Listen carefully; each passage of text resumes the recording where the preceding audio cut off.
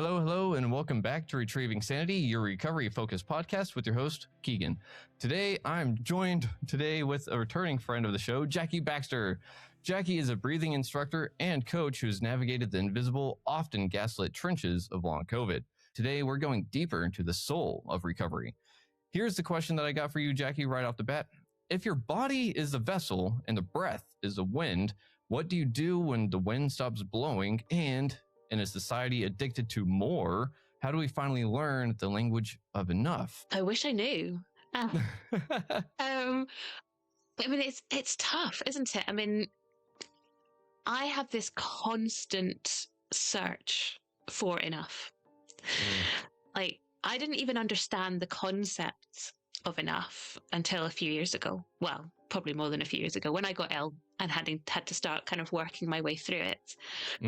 And as a recovering perfectionist who didn't even realize she was a perfectionist, and then when she did realize that she was a perfectionist, she didn't think it was a bad thing. I then realized that not only was I a terrible perfectionist, but also how unhealthy that can be when it takes over every aspect of your life. And this was pushing me to push my body to, limits that it couldn't sustain. Being a perfectionist wasn't the only reason that I got sick in the first place, but it was a driver for sure. And it was also something that kind of kept me stuck because I was trying to do recovery perfectly, which is impossible. And I think, then going deeper and deeper, it was realizing that actually perfection is impossible. Like, nothing is ever going to be perfect. And the more we try to be perfect, the more unsatisfied with things we're going to be, because we're never going to make it to this perfection. So when I realized that, I thought, wow, that was a bit of a light bulb moment for me, kind of understanding that this thing that I was striving for, that I had spent my entire life striving for and pushing myself towards, was something that I was never, ever going to reach. It's the mountain that keeps getting bigger and bigger and bigger and bigger. Except at least you know that it will get there eventually, whereas perfection, you won't. So I thought, okay, well, great. I need to stop trying to be so perfect. But, you can't just flip a switch. And, perfectionism, I think, often is a trauma response. You have been made to feel like you're not enough, whether that was consciously or unconsciously. But, I think that was the thing. I had never been told that I was enough. I'd never felt enough. Therefore, I was constantly trying to be more and pushing myself towards this, holy grail of perfection that didn't exist. So this kind of realization was great. But then, okay, well, I realized that this is a thing. What on earth do I do about it? I was like, I don't know. Tell you what, maybe I should get myself a therapist, which was one of the greatest decisions I made. But this, thing about enough, I had never done something that was enough.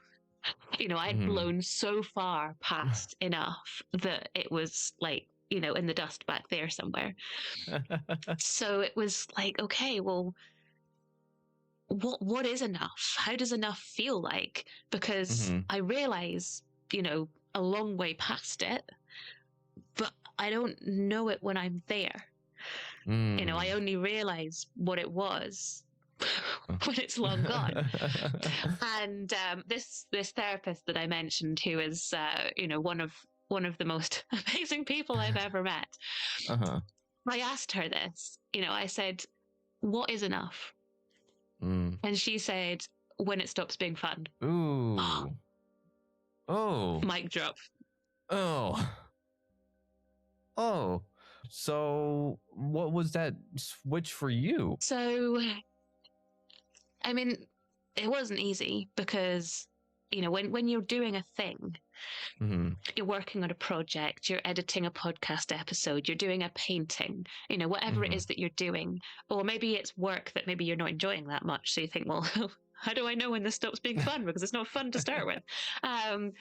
But you're doing a painting or you're doing something creative, You know, they're both creatives. You know, Yeah.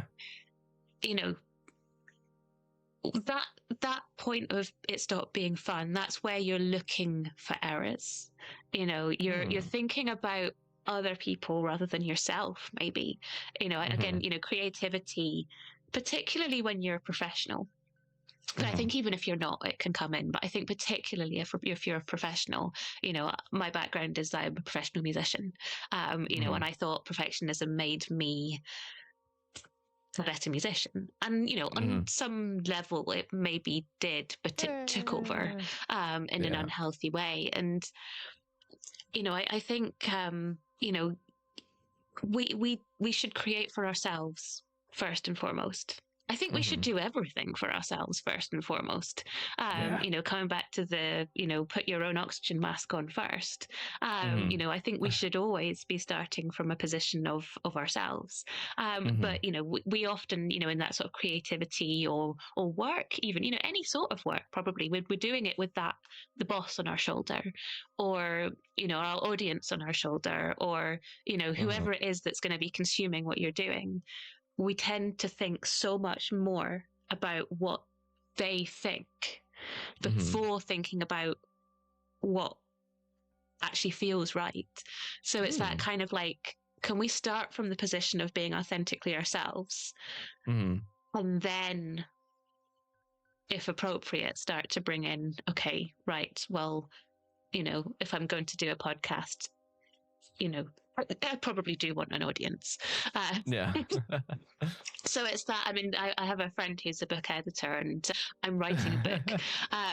Yay! And I was asking her some advice, and she said, write for yourself, edit it for your audience. Which I thought was really great, because, you know, my tendency would be to rush in and think, right, what do people want? And I think, you know, again, you know, when you're doing something that's going to be consumed by others, that has to be a factor. But once you've kind of decided sort of what you're doing, do it for you, refine it for others. But coming back to what is enough, you know, it's that thing, isn't it? Do it for you. Do it for you first and foremost.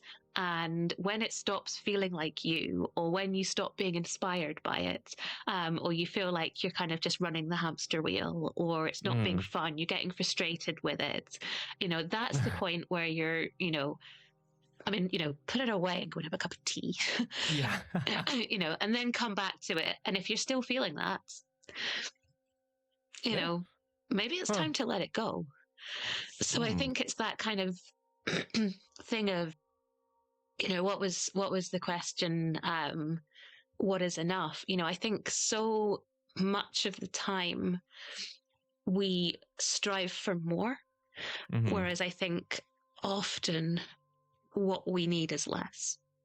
Less controlling, less pushing, less trying, less, you know, all of these things, and actually less, you know, less stuff, less thinking, more feeling, less pushing, you know. And but, you know, the world tells us the opposite, doesn't it?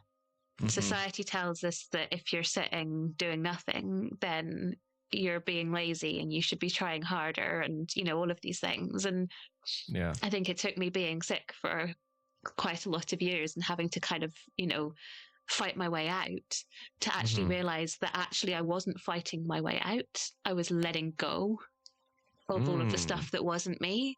So coming back to that, you know, more versus less, actually a lot of the time, rather than bringing new stuff in, new habits, new this, new that, you know, new medications, new supplements, you know, new whatever, actually, let's go back to basics. Let's get rid of all of the stuff you don't need and see what's left.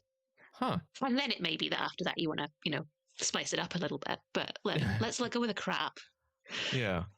And see what's there. Yeah. Oh, I love that. And you just got back from a mountain. I don't remember the name of it. And you were saying that whenever you have this time to yourself, you're kind of like, ooh, I should go do this new thing, but you're going back to the mountain that you know, that you're familiar with, right? Is it kind of like that? Yeah, and that's interesting because I hadn't noticed that at all. That's amazing that you picked that up. And you're totally right. You know, when I'm on my own, which I have been this weekend, my partner's been away. I could have gone anywhere. Mm-hmm. Literally, well, you know, within reason, I Yeah. could have gone anywhere.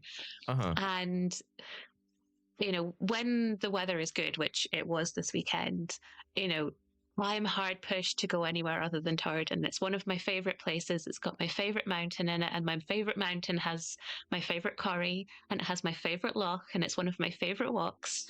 It's called Ben A, and the Okay. quarry it's Quarry McPherker, and it's got this massive triple buttress, and it was all covered in snow. The loch was iced over. It was just it was magic. It was just magic. And I do find myself totally drawn to that place. And, you know, I could have gone anywhere. I could have gone and had a new adventure. Huh. But I decided to go and have another different, but, Mm-hmm. you know, same adventure in the same place that I always go. And, you know, it's when you were saying that, I thought, oh, isn't that really nice? I always just go to the same place because I know I like it. And I'm thinking, you know, yes, you know, I think you're totally right. You know, we don't always have to be doing new things. We don't always have to be pushing ourselves to do something different. But I think there is also that kind of like, if we always go for comfort, Mm-hmm. then we never challenge ourselves. So I suppose it comes back to this kind of place of, you know, yes, I think on the whole we do want less. We need less stimulation. We need less pushing, less, you know, of listening to the world telling us that we have to do whatever it thinks we should do when we should actually be listening to ourselves and what our needs are. But I think, you know, also growth does come with that challenge. Yeah. So, you know, when can we challenge ourselves? I don't like the word should, but, you know, are there times where perhaps it would do us good to challenge ourselves, even if it feels a little bit uncomfortable at the time. Yeah. But I also think, you know, you can do the same thing in a different way. And that is also a way of challenging ourselves. So, you know, I might have done the same walk, you know, starting from the same place, you know, today, but I did it in a different way because there was snow and ice and I took a sledgehammer with me. So, you know, it was, I should probably explain that the loch was icy and I had to take the sledgehammer to smash through it.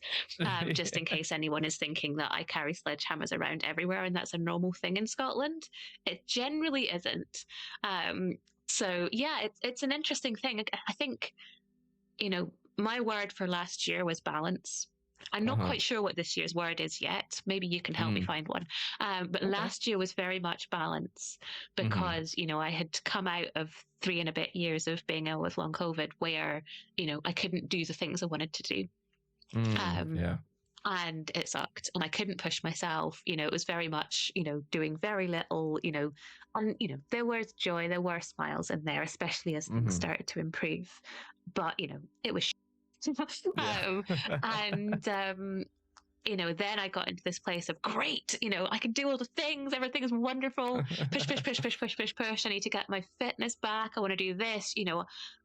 There were so many years where I couldn't do things that I'm going to make use of every single hour to do all the things that I missed out on for those years because, you know, I have my life back and it's wonderful. And, you know, it was, and it was awesome. But I think it was also then this kind of like, okay, there has to be balance. So yes, we should push and challenge ourselves. And, you know, for me, that was a lot of exercise. You know, I was working a job that I loved.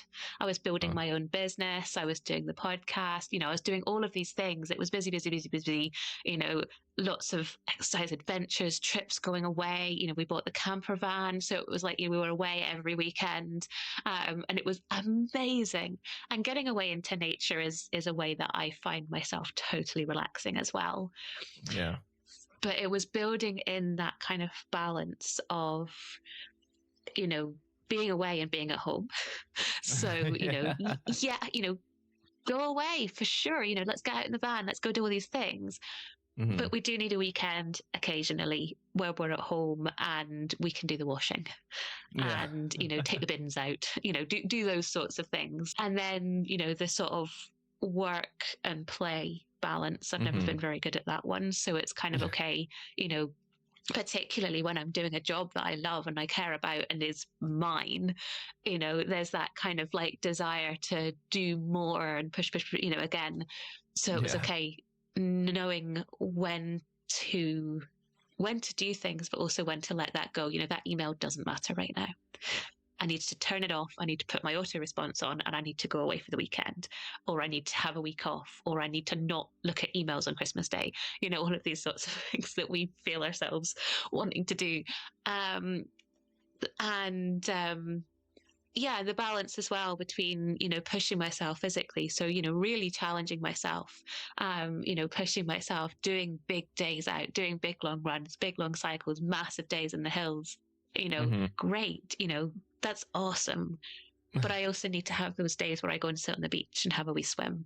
Or I sit and read a book and listen to the wind, or, whatever. It's that kind of, balance that I've never really found in my life before, because I've been so busy pushing for this perfection that didn't exist, that, you forget to enjoy what you're doing along the way, and if you're not getting any enjoyment from it, then why are you doing it? Yeah. And I think it's this kind of thing, life needs to be enjoyable, because stuff is going to come along and disrupt it. And we're going to have to deal with that when it comes. Yeah. So for goodness sake, enjoy the bits that are good. Don't cover them up with perfection or whatever. Perfection obviously is very much for me, but I think we've all got different drivers that maybe are taking over our lives in ways that aren't particularly healthy. And it's always good to just reflect on that, isn't it? And say, okay, does this need to kind of encroach on every aspect of my life? And where is it pushing me in ways that actually aren't authentically me, and that aren't serving me? And what can I do to start to let go of some of that? And it's not easy, and it doesn't happen all in a oneer. And it might be that you need some support with it, a coach or a therapist, or, someone who can kind of be on that journey with you. Yeah. But I think it is worth doing. Yeah. I mean, it's entirely worth doing, because we're looking after ourselves in the end, right? Like you said, putting on the oxygen mask for ourselves and doing what it takes to essentially grow, but without that expectation of everyone else of, oh, is that plant growing yet? Is like, can we harvest it already? But one of the things that I'm curious about, real quick, you went to Torredon whenever you were recovering from your long COVID stint, right? I did go out there a bit. And I think when I was there, a lot of Torredon is, the mountains are very big and very grand. And they look incredible from the car. But having been up there, I was very much feeling the loss, I suppose, of not being able to be up there because I was ill. So, I remember I was talking to my partner, and I said something like, the place that I most want to be, or, if I were better now, the first thing I would do would be go up that mountain. That is the place that I would go first. If long COVID magically went away, this moment, I would get in the car, I would drive there, and I'd go up and do that mountain. That's what I would do. I mean, when you're talking about things like that, you can be completely unrealistic, can't you? It's completely hypothetical. But it was just the place that I wanted to go the most. So there was something about that whole area. And I think lots of people, most people have places that mean something to them, and I don't know why that place resonates with me so much, but it does. And it's just always the first place that I think of. And maybe you're right, that's for whatever reason, that's where I go, when I feel like I need something, but I'm not sure what.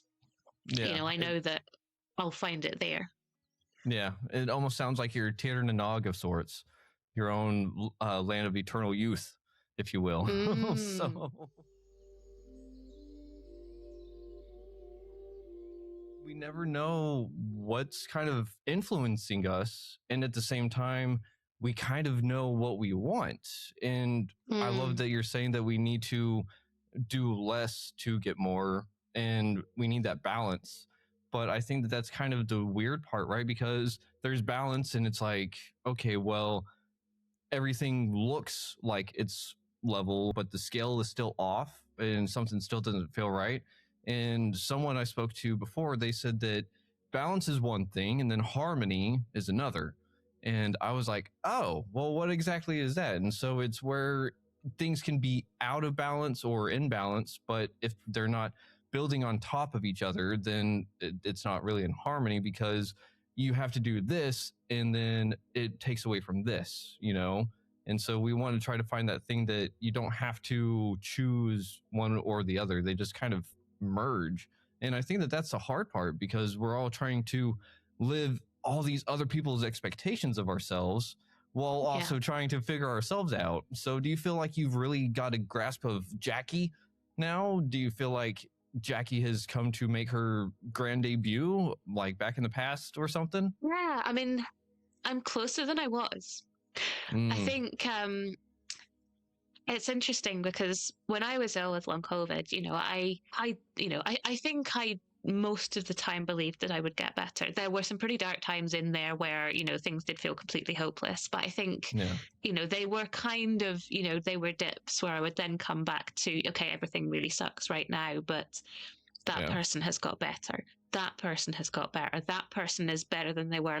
So I think I was always, or most of the time, was holding on to that kind of belief that I would get better, especially once I started finding things that helped. And I think I saw recovery, whenever it happened and whatever it looked like, as this kind of like end game.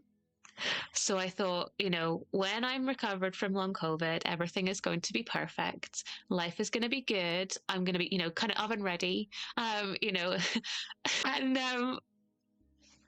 I think I genuinely thought that right up until the point where I was like, I'm better.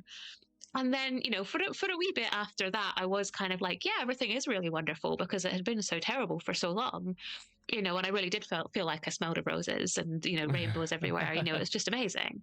And I'm not sure that I'm going to say the bubble burst as such, but I think it was kind of over time that I realized, again, it's maybe coming back to that perfectionism thing, that nothing is ever perfect, and that life fluctuates. Like stuff happens, normal, hesitate to use the word normal because what even is normal, but normal in hefty quotation marks, life. People have good days, people have bad days, people have days where they're indifferent, people have days where they're totally uninspired and flat, people have days where they wake up and they've had a sleep and they want to kick things, people have days where they fight with their partner for no reason, and then they have days where the best thing in the world happens, and it's like it fluctuates, and that is normal, that is life. And I think the important thing, and the thing that I learned from my long COVID journey, was what is important isn't what happens, it's how we respond to it. Because we know that is going to happen. We don't know what it's going to look like. We don't know when it's going to happen. We don't know what the story is going to be. But we know that there are going to be days or periods in our life where things don't feel great. So it's important that how we respond to that, and the tools that we have to deal with it. And coming back to your question about have I found myself, I think, it was realizing that, when I recovered from long COVID, that was actually the start of a new journey. So that was my journey back to health. And then it was kind of the journey to who am I now? And some of that I worked out kind of through the end of my journey, was, I think, and part of the turning point for me was realizing that I didn't want to go back to the job that I was doing, because, it wasn't really me. It was a job, and I liked some aspects of it and I didn't like other aspects of it, but it wasn't me. It didn't light me up. And I'm somebody who needs to be doing something that lights me up. Some people aren't. My partner finds his job okay. And he seems to be totally fine with that. But for me, I'm someone who needs to be inspired. Otherwise, I just get so bored. I need to be doing something that I love. But, other side of that is that doing something I love also pushes me into sometimes pushing myself more than I should. So again, it's kind of finding that balance. So I think it's this whole new journey of who am I? And each day I get a little bit clearer on that. Each day I get slightly better at putting in boundaries that stop me falling into who I'm not and allow me to be who I am, like saying no to things that I don't want to do, which I'd never done before. I didn't realize that it was okay to say no to things that you didn't want to do. I mean, that sounds ridiculous, doesn't it? No. But, it was even something like if someone said, oh, do you want to go to the pub tonight? I would be like, oh, yeah, sure. I didn't want to go to the pub. I hate pubs. They're loud and noisy, and you can't have a conversation with anyone, and everyone's drunk. I hate pubs. I would much rather sit outside and have a picnic with somebody, or, meet them somewhere quieter. I don't want to be in a big group with a whole lot of people. It's horrible. But, I just did it because it was what you did. Whereas now I'm like, no, I don't want to go to the pub. Or, can we go for a walk instead? Or let's get a coffee somewhere. Or actually, no, this person isn't that important this week, so no, I don't want to see them. And it's not being rude, it's just putting you first. And I think people are very surprised when you start doing that. You suddenly go from this position where you're a people pleaser and you say yes to everything, and then you start thinking about things before you say yes. And sometimes you will say yes because it's things you genuinely want to do, but sometimes you're like, no, or I'd like to, but it needs to be next week, or could we do it this way? Just starting to actually think about what our needs are. And I think, coming back to, when you were talking about sort of balance versus harmony, and I thought what was really interesting about that, I think, yes, we need to find balance within ourselves, but also we don't exist in isolation. Nothing in our bodies exists in isolation. We change our breathing and it changes our heart rate, which changes our immune function, which influences our inflammation. Everything within our body has a knock-on effect to another part of our body. But, we don't exist in isolation. So everything that I do has a knock-on effect to my partner, which has a knock-on effect, sort of domino effect.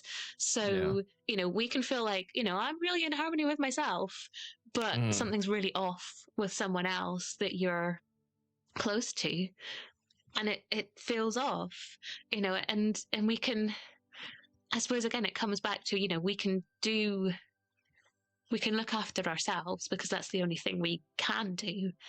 Yeah. But that doesn't mean, we could do that quote unquote perfectly. We could be doing a really good job of getting good sleep and eating well and exercising enough, but not too much, and doing our breathing practice in the morning. And don't forget to meditate and get outside at lunchtime, and, all of these things that are important. But something else might happen that comes along, whether it is something that's going on in the world, or whether it's something that happens to someone you care about, or even it's just that you wake up and the sun isn't shining, that can make us feel different. And, we can't control everything, which is terrifying to someone like me who is a bit of a control freak. But the harder we try to control things, the more stressed we become. And the more stressed we become, actually, the harder it is to control anything, because then everything starts spinning out, doesn't it? Yeah. So it's kind of, I guess, coming back to that thing of actually often what we need is less control. Let it go. Less trying, find enough. It's a really hard thing to do, though, when it's how you've been all your life. Yeah, I can totally relate to that, and I have to agree with everything you just said. And forgive me for my brain coming up with this weird metaphor of sorts, but whenever you said something about the bubble didn't burst, my brain was like, okay, well, bubbles, they usually can expand until they do burst, right? But whenever we're looking at life, it also goes back right to what you were talking about. Everything's correlated. Everything's connected in some weird way. So in a weird sense, life is just a bubble bath. and we're going from bubble to bubble, you know? And so it's weird. Like we want to stick in our bubble. Like we get comfortable with the bubble that we either grew up in or we're told that that's our bubble. And we're like, no, we can see a bubble over there that looks more like home, but we don't even maybe know what home really feels like because we may not have had that experience before. And how do you know, how do you figure something out that you've never experienced before, you know? Because it's kind of like getting hit with COVID or long COVID. You don't experience it until you're in the middle of it, and no one wrote a manual of how to survive it. So you just kind of had to figure it out on your own, right? Yeah, I think so. And, you know, I think even if someone were to try and write a manual for it, it wouldn't be that simple because everyone is different and therefore everyone's journey is going to be different. Now, that's not to say that there's a hell of a lot of commonalities and, you know, kind of different, you know, we look at this and we look at, you know, kind of thing, you know, and I think that's where it's worth looking at people who have recovered and working with coaches who do have that lived experience. Because as you just said, you know, you don't understand long COVID until you've had it. You know, and that gives you insight into other sort of similar conditions. You know, I'm not saying that I would understand, you know, I don't think you can ever fully understand what's going on in someone else's body because you're not in it. But I think it also does give you a lot of insight into other people who are struggling. And I think, you know, what this experience has given me is more empathy and more understanding of the fact that you don't understand. So I would never presume to understand anyone else's experience.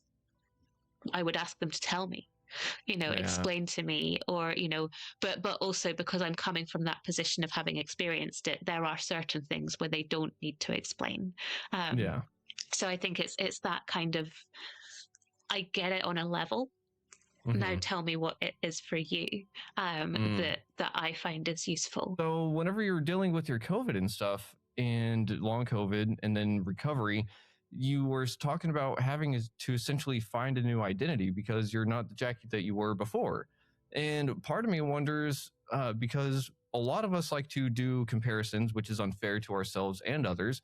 But one of the things is that for myself in my healing journey, I found that I put a lot of stock in my identity in the pain I was experiencing, you know? And so whenever it was like, hey, let's go heal, let's be on this recovery journey, part of me was like, I want to hold on to that pain because what do I do without it? Like, who am I without this pain? Because it's such an integral part of me.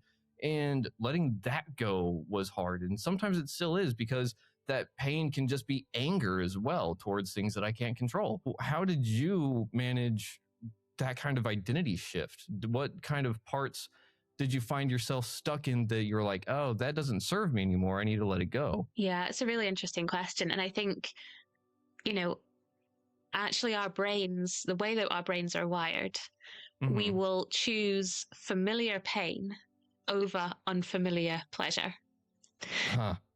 Damn. It's that familiarity. Which is exactly what you just described, right? So it's that kind of, you know, when we understand that is what our brain kind of do, we can then start to say, okay, I see this, you know, awareness is always step one, right? I'm aware of the fact that I'm doing this, I'm falling into this pattern, or I'm doing that thing. Okay, now I can catch myself when I'm doing it. Now I can start to find some strategies that help me, whatever they are. You know, and everyone's going to be slightly different as to what they are. You know, breathing's always a good start. And then, you know, we start to put new patterns in place, new habits, you know, that start to, you know, so that actually they start to feel more familiar. So we don't need to go over there because this is starting to feel a little bit more familiar. So, you know, maybe if I started going other places, I'd feel happier there. But coming back to your question of identity, I think you're very right. And, you know, when you become unwell or, you know, whichever identity you shift into, for me, it was the long COVID community. And I was very resistant to join it to start with. You know, my partner suggested, you know, maybe there's a support group. Maybe you should join that because they understand. Yeah. And I sort of said, I don't want to do that because it sounds really depressing. And, you know, he was right and he was wrong, and I was right and I was wrong. You know, I think there is tremendous value in community, and of, you know, people who do understand, or understand things that you then don't have to explain. You know, if I'm talking to someone with long COVID, there is a certain level of understanding that there isn't with someone who's never had that experience. You know, they don't understand, you know, that some days I can't lift my head off the pillow and some days I may look normal, even though I don't feel normal. You know, so there's so many things. And, you know, I'm fully recovered now and I don't have that experience anymore, but I do understand it because I've been there. Um, but, you know, so I think, you know, things like support groups and communities can be incredibly valuable because you feel understood, you feel validated, where you often don't in the quote unquote normal world, particularly with something that is a sort of invisible illness, you know, something like long COVID, you know, so many other experiences as well, but obviously that's the one that I've had. You know, you do feel invisible because you may well look pretty okay. You know, there's nothing visible there, and on the days that are really bad, no one sees you because you're in bed and you can't lift your head off the pillow, so no one's going to see that bit where you're really, really bad. But also because it fluctuates so much, people don't believe it. Like, well, we were fine yesterday. Well, yeah, I'm in bed today because I was pretending to be fine yesterday. So this kind of identity, you know, it does have a huge amount of validation. I think the problem comes when it's kind of, I hesitate to use the word positive and negative because it's not that simple. But, you know, when it's a community that is like, okay, what can we do? Then I think that can be helpful. When it's a community of everything is so terrible, and, you know, which again, we love to do, don't we? We love to moan. And I think people need space for that. I think it's important because, you know, we have to allow Express our feelings ourselves. out. Yeah, Yeah. exactly. If we bottle up our emotions, which we're very good at doing in the UK, you know, that's really harmful. So if I'm sad, I need to cry. If I'm angry, I need to hit something. You know, Yeah. it's like we got to let that out somehow. You know, some people like journaling, which is better than hitting things. But, you know, whatever it is that you find to express yourself, it's important to do that. But I think what we also need to be mindful of is, firstly, when we're doing that, how it's impacting other people. So if I need to rant, I maybe need to check that my partner's okay to listen to that, for example. But or maybe I should save it up for my therapist tomorrow, rather than let it all go on my partner. But also being aware of how other people's ranting and venting and expressing themselves can affect us. Because if we are seeing someone else who's having an absolutely dreadful day, we're going to get drawn in by that. So I think it works both ways. We've got to be conscious of how what we're doing affects others, but also how what others do affects us. And that's where those boundaries come back, right? You know, I'm really sorry you're having a terrible day. I can't deal with this right now because I'm also struggling. You know, that doesn't make you a bad person.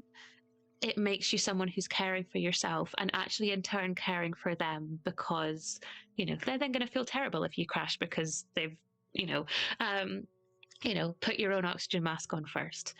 So I did find community useful in some ways, but I had to be very mindful about which ones were the right ones for me. So I did a whole lot of unfollowing Facebook support groups, and, you know, then started following the right things, the things that were right for me, you know, finding the right podcasts, finding the right people to talk to, finding the right coaches, the right strategies, the right, you know, all of these things. But, you know, I had long COVID. I was one of the long COVID gang. It wasn't a gang I ever wanted to be a member of, but it was the gang that I was in. So I was one of them. I'd found my place. Wasn't happy about it, but I'd found my place. And then when I got better, or when I started to get better, I still belonged there, but I also was starting to look forwards. You know, and I think a big part of moving out of an illness like long COVID or an experience like this is the looking forward, right? It's like, okay, what could life be like? What is the the sort of realm of possibility, where we start to think forwards rather than so stuck in where we are. You know, it's that trying the new jacket on for size. You know, you're not ready to wear it yet, but what does it feel like? What might it look like, kind of thing.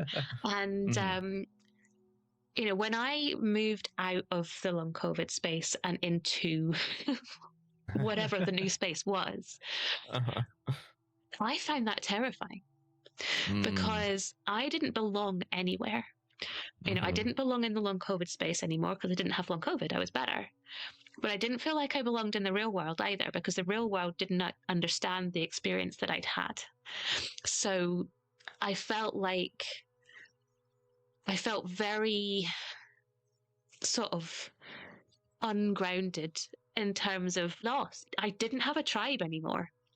And I think over time, like, you know, I've been recovered now for a bit over 2.5 years now, I think. Yeah. And in that sort of 2.5 years, you know, I couldn't put a date on it. I think, you know, over time, I feel like I belong in the real world more than I did before. You know, I think I sort of feel like I not only belong here, but actually that I have a right to be here. Whereas I think before I got sick, I just sort of was getting drifted along by the tide, and, you know, I was doing things because I should and being pushed places by people. And, you know, I was a bit just, floating with the tide. Whereas now I sort of feel like I have more of an anchor, or I go places because I want to go places. Or sometimes I do want to be allowed to drift along, and that's okay. So I think that kind of like, I don't belong here thing has shifted. But what I did also find tremendously useful, and I still love these conversations now, is conversations with other people who've recovered. Yeah. Because I think that is my tribe. You know, the real world is a great place to be. I don't know if real world is the right word, but, you know, the kind of, I'm going to use it because I can't think of a better one, you know, and that's great because, you know, I don't have to explain anything. You know, I belong here, you know. You just have conversations with people. You don't have to go through the whole history unless you want to. You know, it's like, it's just life.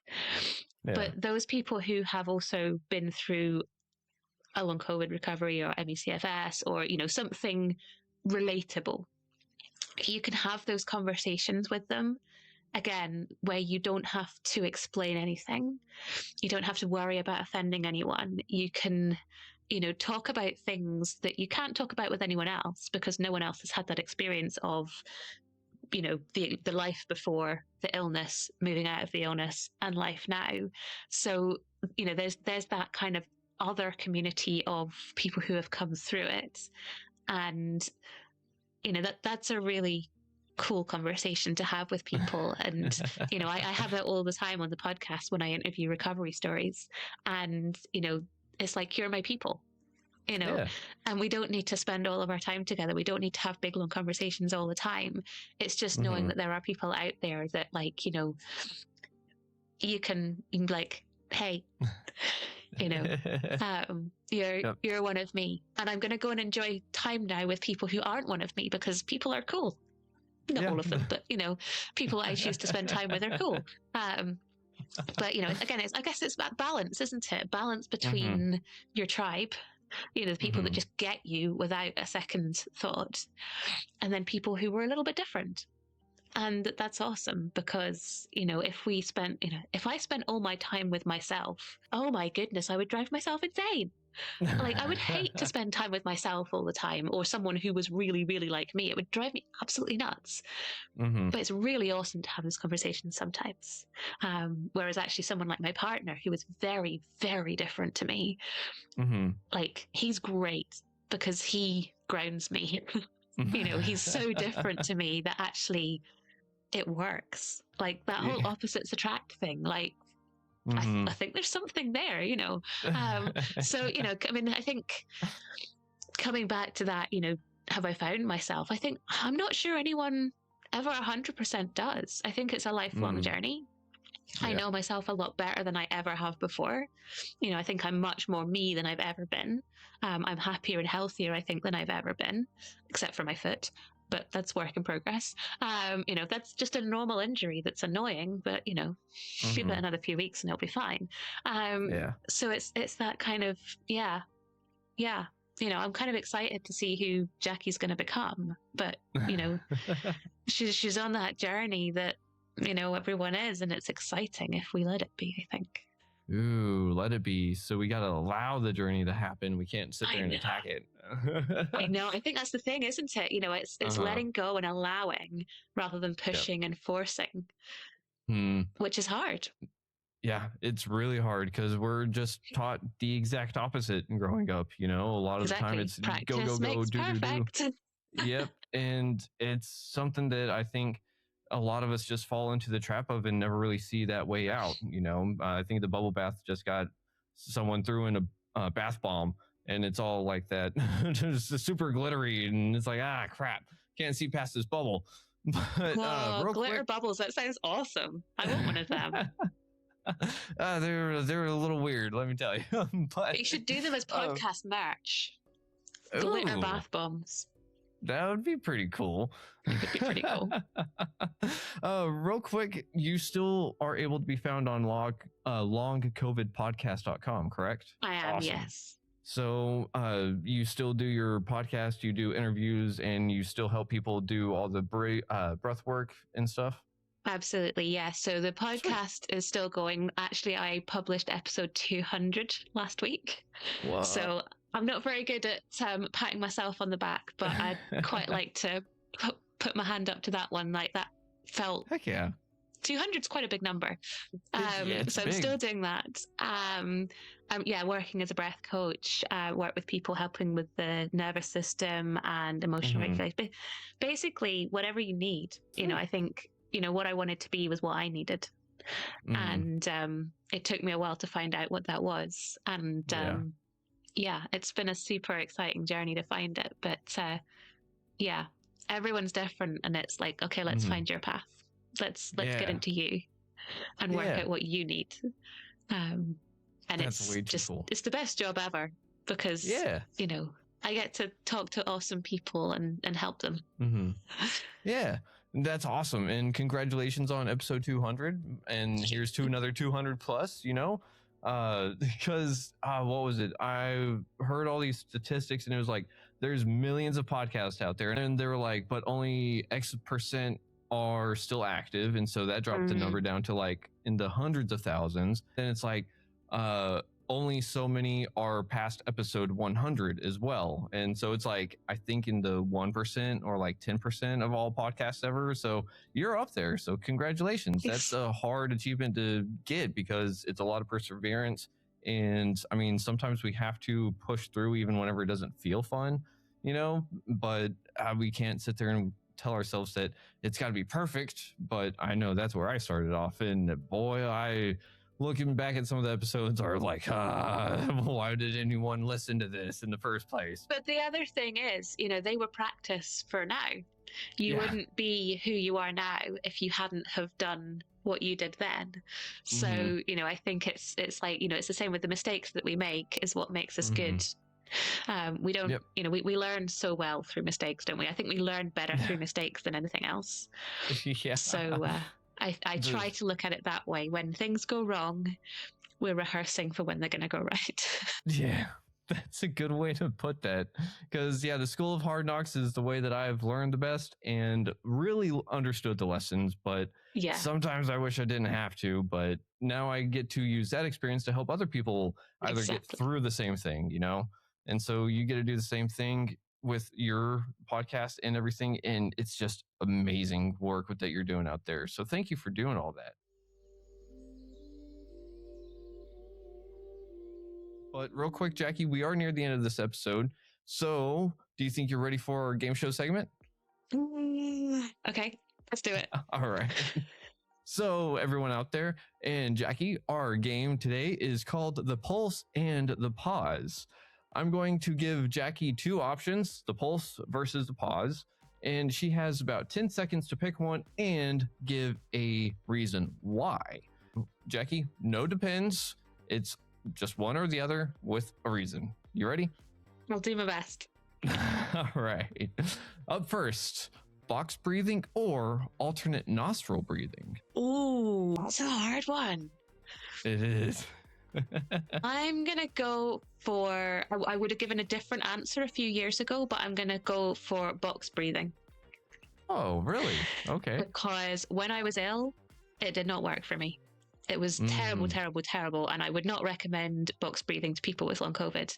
But I actually really like it now. It actually, I find it's quite, the counting helps when my mind is starting to run away from itself. Oof. Ooh, that's a good reason. Okay. So what about cold water plunge or a sauna sweat? Definitely cold water. We have a lot of water in Scotland, so practically it's the smart choice. But there's also, you can't beat that feeling of getting out of cold water. I mean, when you get out of, especially, I was in ice cold water. It was literally freezing as fast as I could smash it up today. And you get out and, your legs look like Heinz tomato soup. That kind of like really orangey kind of color. Like, go do your cold water and then look at the color of your legs and you'll know what I mean. But you get such a buzz out of it. You come out and you feel like you could conquer the world. It takes, my mind when it's racing, you can't overthink when you're in the water. It just takes you out of that and the stress floats off. And I just love it. Oh, wow. Okay. What about a quiet morning or a starry night? Oh, no, that is a hard one because I love nice mornings. But I'd probably go for a starry night if I had to choose, because there is something. I mean, sunrises are amazing. I love sunrises and sunsets, but the stars, I feel like they have so much magic to them. I think that magic comes from what we don't understand. And I feel like I understand sunrises and sunsets more than I understand stars. Yeah. And, when I was driving home this evening, it was beautiful and starry. And I just kept wanting to stop and, just look up there, when you can lie on the ground and just look up there and try and draw like little pictures out of them. And I believe someone has actually done that already and they're called constellations. But I quite like drawing my own pictures. So I think it's that magic and that awe and that kind of wonder and the not knowing but it being okay to look at the sky. Ooh, okay. I love that one. And I'm right there with you. Starry night all the way through. So what about this one? The breath of fire or the cooling Sitali breath, if you know what those are. Ooh. I think that would depend on the situation, but I'm not allowed to say that. So I do quite like a breath of fire in the morning if I'm feeling a bit lethargic. Again, wouldn't recommend that to someone with long COVID, but I really quite enjoy that now. So I maybe would pick that one. All right. What about social connection or deep solitude? I feel like I'm not very good at either of them. Ooh. So they're both a challenge. Yeah, they are both a challenge. But again, I'm not allowed to say that. I have to make a choice. I'm not very good at choosing. Like if I'm in a shop and I'm like, do I want this chocolate or that chocolate? I'll buy both. Do you want this drink or that drink? I'll take both. Either or is a really hard game for me. I would probably, if I was allowed to pick where, I would take solitude. Okay. Probably. Okay. So long as it could be like in nature. Yeah, I was about to say you like going up to the mountains, so sounds about right. Yes. But then, I go out to the mountains and I was walking on my own, but I still bumped into other people. So I don't know if that counts as solitude, but, I think that really depends on the mindset, right? Yeah. Because you can be alone in a room full of people, right? That's very true. Yeah. So. Yes. And what is it people say about actually the most lonely people are often people that live in the busiest cities? That kind of loneliness whilst being surrounded by a load of other people that don't notice you or don't care about you or, that you can't connect with or whatever. Yeah, that's a whole nother level of depression we can talk about next time. Because like, maybe that's next time. Yeah. And last one for right now, digital detox or nature immersion. Oh, nature immersion. I mean, I would say that by doing nature, you are kind of doing a digital detox anyway. But yeah, true. I mean, but you can bring your phone with you, be worried about taking all the perfect pictures, yeah, you know, and everything. So leave the phone in the van if you go on nature immersion. Yeah. Got it. Or put it on do not disturb. Yeah, perfect. Yes, all right. It's there if you need it, but you're not constantly checking Facebook. Yeah, because last time we spoke, we talked about how once you check that message from that one person, you just start scrolling and scrolling and scrolling, and you never hit the end. You get sucked in, don't you? That dopamine, you're never going to get the dopamine hit from Facebook because it never ends. Yeah. All right, Jackie. Thank you for playing the pulse versus the pause. And because of your wonderful answers and because you're just doing all this breath work, we have decided to bestow you the honorary title of the Navigator of the Sovereign Breath for all the work that you do. So, is there any last words that you have for our audience this well, for me it's afternoon, for you it's evening, so oh, I don't know. I think you've had enough words from me, haven't you? I think, you know, I might have said earlier that I would probably choose the going off on my own, I can't remember the words used, and not connecting with people. But I think that's because I spend a lot of my life connecting with people, and that is such a great thing. You know, I think one of the biggest silver linings from a really, really experience was that I connected with so many people, you know, people that I don't know and will never know, and people that I do know, people who comment on things, people who email me, people who I've worked with professionally, people who I now call friends and colleagues. You know, it's like connecting, or people like yourself. You know, and it's like connection is so important, and you know, I think we often lose that when we become unwell, and I think it's something that is incredibly important. So it's been amazing connecting, and thank you for having me back. Oh, it's been amazing connecting with you again, Jackie, and I'm looking forward to our next conversation. And I mean, it's just going to be another rabbit chase, and I'm excited to see what holes it goes into this time. Me too. So, it'll be really interesting. I don't think we'll know until it happens. Yeah. And I think that's the best kind of conversations. So totally. Everyone out there, thank you for listening to Retrieving Sanity on WDJY 99.1 FM. And as always, try to love yourself, love others if you can, but you got to love yourself first. And if you're having a mental health crisis, you can call 988 or text 741-741 if you don't feel like talking to someone. And I mean, just try to not be perfect, but just find you and be your favorite version of yourself. And maybe you'll find something that you lost long ago. So with that being said, this has been Jackie, this has been Keegan, and we'll see you next time. But until then, much love. Schlan.